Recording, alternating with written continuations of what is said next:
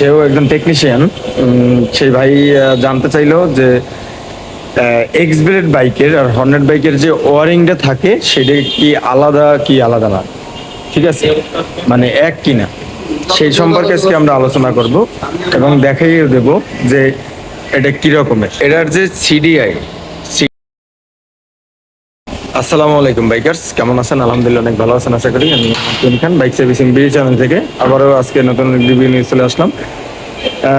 আমার এক সম্মানীয় এক ভাই বললেন দিনাজপুর থেকে ইডিআইয়ের যে পয়েন্টটা থাকে, হর্নেটের পয়েন্ট সবগুলোর পয়েন্ট একই, শুধু ড্রিম 110 বাদে। দেখেন এটা হচ্ছে এক্সুলেট বাইকের সিডিআই, এটার পয়েন্ট, এই যে সিডিআই যে পয়েন্টটা থাকে, সিডিআইয়ের পয়েন্ট দেখেন এটা কিন্তু একই।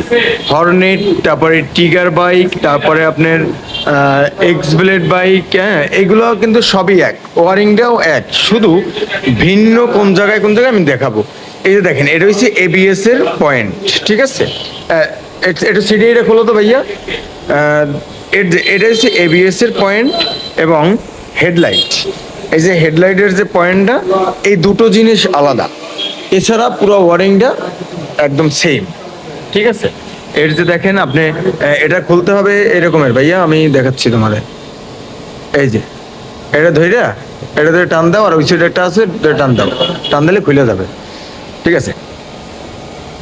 দেখেন এই যে সিডিআইটা আমি দেখাচ্ছি আপনার, একটা সিডিআই একটা লাগবে, কোনো সমস্যা নাই।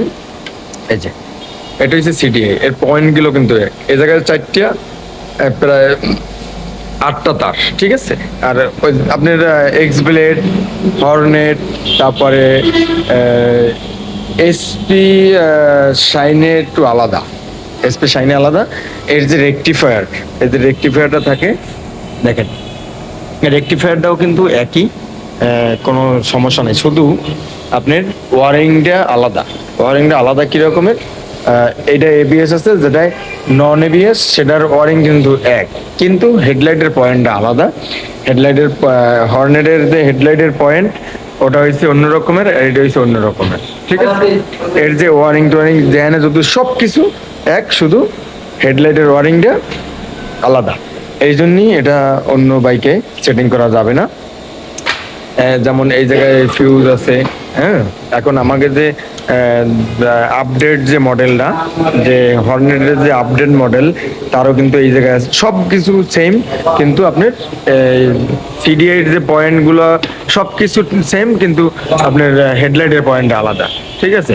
আর এবিএস বাইকের ওয়ারিং তো খাটবেই না, কেন এবিএস এর যে পয়েন্টগুলো সেটা হচ্ছে এই যে দেখেন, এই কিন্তু এবিএস এর যে মেশিনটা থাকে, এই যে সেই মেশিনটা, এটার নামটা আমি ভুলে গেছি, এটার নামটা আমার মনে নেই। Modulator, sorry. আমার এক সহকারী আছে, উনি বললো যে মডুলেটর, ঠিক আছে, এটা মডুলেটর। এটা আমি ভুলে যাই, মনে থাকে না, কেননা কন্টিনিউ করা হয় না, এটা কন্টিনিউ নষ্টও হয় না, এই জন্য আর কি ভুলে যাই। যাই হোক, ভুল ত্রুটি মানুষের ভিতরেই থাকে। এখন এটা হচ্ছে মডুলেটরের যে লাইন দিয়ে দেখেন, এই যে যদি আপনার মডুলেটর নষ্ট হয়, তাহলে কিন্তু এটা রিপেয়ারিং করার কোনো থাকে না। আর এই মডুলেটর এই জন্যই নষ্ট হয়, যদি এই যে এবিএস এটা যদি আপনার ভাঙা উঁচু থেকে নিচুতে পড়ে, তাহলে যাই আপনার এবিএস এ কিন্তু আর কাজ করবে না, আপনি সমান রাস্তায় কাজ করবে, কিন্তু আঁকা মানে উঁচু ঠালা যদি পড়ে, তাহলে কিন্তু এই এবিএস এ কাজ করবে না, ঠিক আছে। আশা করি ভাই আপনি মনে হয় বুঝতে পারছেন যে এর ওয়ারিংটা কিন্তু আলাদা, ঠিক আছে। সিডিআই কিন্তু একই, আপনি সিডিআই আপনি যে কোনো বাইকেরটা সেটিং করতে পারবেন, কোনো সমস্যা নেই। এই যে আউট কয়েলটা কিন্তু আপনি যে কোনো বাইকেরটা সেটিং করতে পারবেন, কোনো সমস্যা নেই, আউট কয়েলে কিন্তু কোনো মানা নেই। তাহলে বুঝতে পারছেন, ভালো থাকেন, আসি, আসসালামু আলাইকুম।